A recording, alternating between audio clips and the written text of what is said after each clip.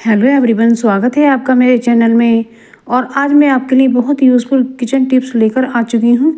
जो इसमें टिप्स दिए हैं वो आपके बहुत ही यूज़फुल हो सकते हैं। आप इन्हें पूरा देखिएगा। और आप मेरे चैनल पर नए हैं तो मेरे चैनल को सब्सक्राइब भी कीजिएगा और वीडियो पसंद आने पर उसे लाइक शेयर कमेंट कीजिएगा। तो सबसे पहली टिप है मेरी धनिया को लेकर। क्या होता है फ्रेंड्स कि हमें कभी कभी धनिया काटना ही बहुत मुश्किल हो जाता है, क्योंकि कुछ बिगिनर्स होते हैं तो उन्हें धनिया काटना नहीं आता है।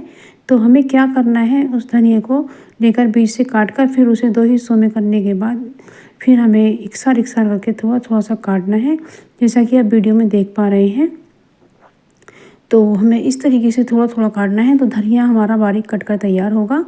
और इस तरीके से हमारा हाथ भी नहीं दुखेगा। क्या होता है कि हम हाथ में लेके चाकू से काटते हैं तो उसमें कहीं कभी कभी हमारे हाथ में ही चाकू लग जाता है और धनिया भी ढंग से नहीं कट पाता है। तो इसलिए इस तरीके से आप धनिया काटिएगा फ्रेंड्स। आप चकले की जगह चॉपिंग बोर्ड भी ले सकते हैं। यदि आपके पास चॉपिंग बोर्ड नहीं है तो आप चकला ले सकते हैं। तो ये तो धनिया की बात हुई। अब हम अदरक को ले लेते हैं। तो जो अदरक की गांठ होती है, हम जब घिसते हैं तो उसके तार तार निकल आते हैं, यानी कि लपूचड़ा निकल आता है।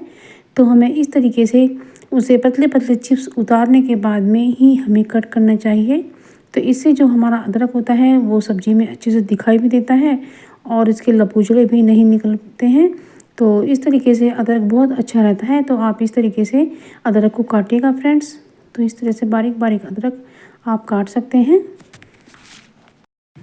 तो जब इस तरह से अदरक को कट किया जाता है तो इससे सब्ज़ी में वो दिखाई भी देता है और उसे बनाने में भी बहुत आसान होता है और हमारे मुंह में इसके जो तार होते हैं वो नहीं आते हैं।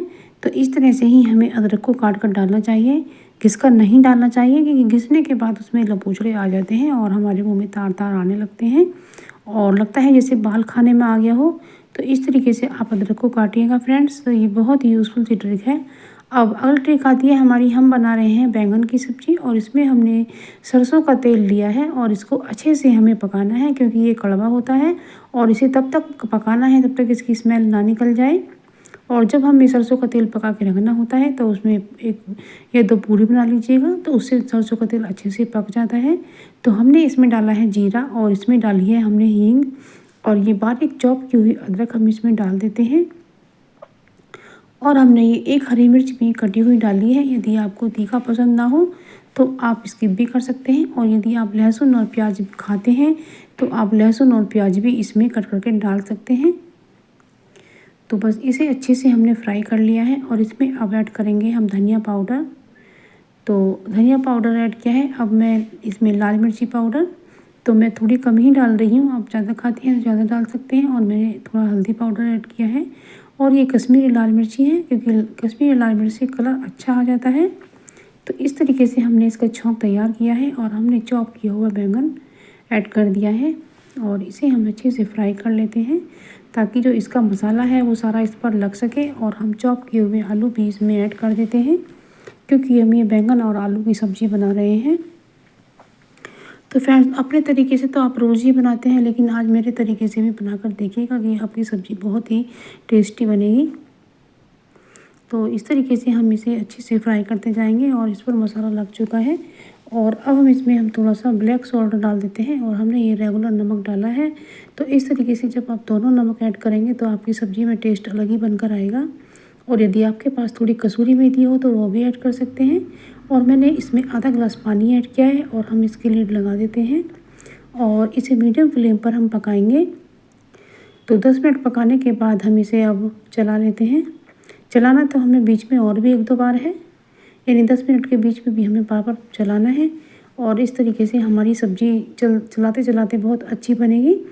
और इसे भाप द्वारा ही पकाएं तो इससे सब्ज़ी बहुत टेस्टी बनती है, क्योंकि जब हम कुकर में पकाते हैं तो वो कुकर में फट जाती है और जब जल्दी तो बन जाती है, लेकिन उसके अंदर वो तुष्टिकरण नहीं रहता है।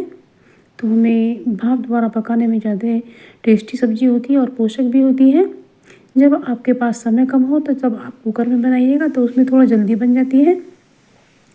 तो बस इस तरीके से मैंने इसमें अमचूर पाउडर और गरम मसाला ऐड किया है। और धनिया पत्ती तो फ्रेंड्स आप भर भर के डालिए, क्योंकि आजकल धनिया पत्ती अच्छे से आ रही है। और कटी हरी मिर्च भी आप इसमें ऊपर से ऐड कर सकते हैं। तो इस तरीके से ये बैंगन की सब्ज़ी हमारी बहुत ही अच्छी बनकर तैयार हुई है।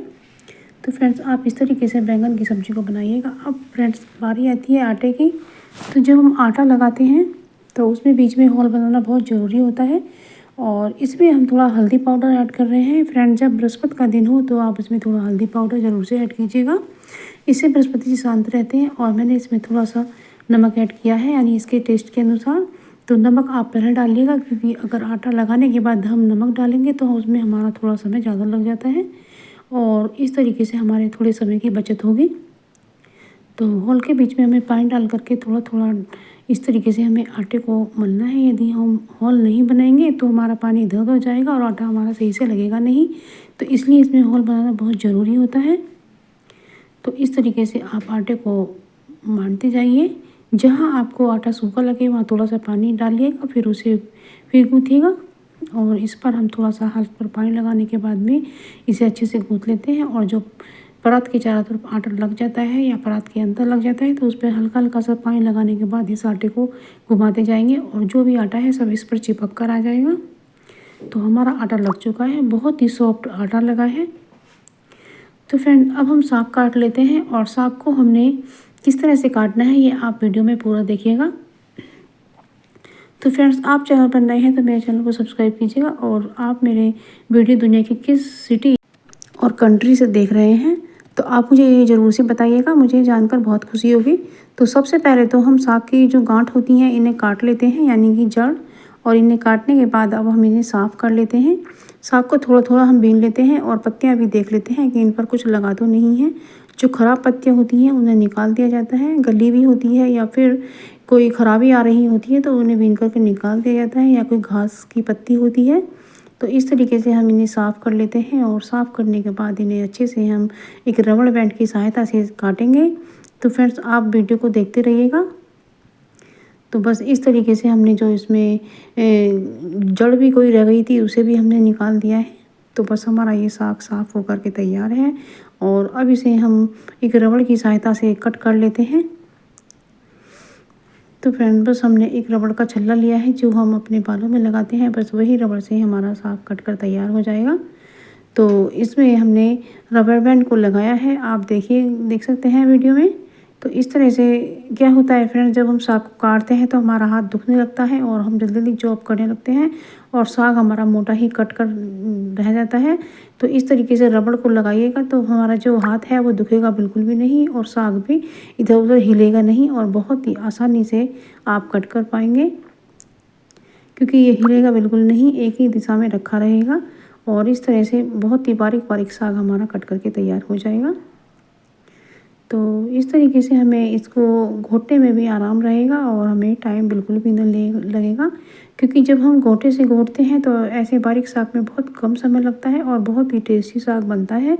तो इस तरीके से आप देख सकते हैं कि इससे हमारा हाथ बिल्कुल नहीं दुखा है। मैं इसे निकाल लेती हूँ, आप चाहें तो इसे सरका के आगे भी करके और काट सकते हैं। तो इस तरीके से हमारा हाथ दुखता नहीं है और रबड़ बैंड की सहायता से हम साग अच्छे से काट पाते हैं। ये बहुत ही यूज़फुल सी ट्रिक है, आप ज़रूर से पसंद करेंगे और इसे ज़रूर से फॉलो भी करेंगे। तो फ्रेंड घर और किचन के कामों को करना बहुत मुश्किल होता है, लेकिन जब कुछ टिप्स ऐसी मिल जाती हैं जिससे हमारा काम आसान हो तो कितना अच्छा होता है। तो इस तरीके से आप साग को रबड़ बैंड लगा करके काट सकते हैं, तो साग इधर उधर बिखरेगा भी नहीं और ना ही हिलेगा। तो इस तरह से फ्रेंड्स जो भी मैंने टिप्स बताई हैं आपको बहुत ही पसंद आई होंगी। तो फ्रेंड्स आप मेरी वीडियो देखते रहिएगा, मैं रोज़ एक नई वीडियो लेकर आती रहती हूँ। और फ्रेंड मैं इसमें जो भी किचन टिप्स लेकर आती हूँ बहुत ही काम के होते हैं। तो मिलते हैं नई वीडियो में।